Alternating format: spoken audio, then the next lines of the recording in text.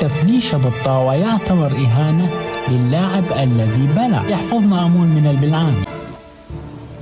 عندما دخلت عماير سكولا من فوري عبالي نازل سول سكوات التيم المعبد، وكان كل شيء على ما يرام. لم أشكي من اللاك ولا البنج،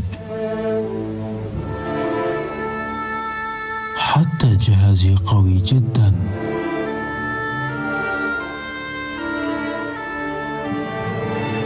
كل ما في الأمر كان برولية على الدرج، وبلعت هناك. لماذا تفنش بالطاوة أيها الأحمق؟ مشان يتعلم يبش علينا ثاني مرة، وليس من الضروري تفنش بالطاوة يا أحمر.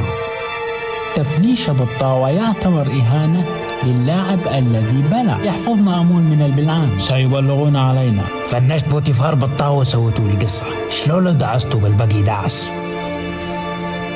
سيبش علينا أمن حوتب ويفضح عرض المعبد، وسيفنشنا بالصرماية بدلا من الطاوة بسببك أيها المنوب عديم الخبرة والفائدة. انجلع من وجهي. زبطها من عندك.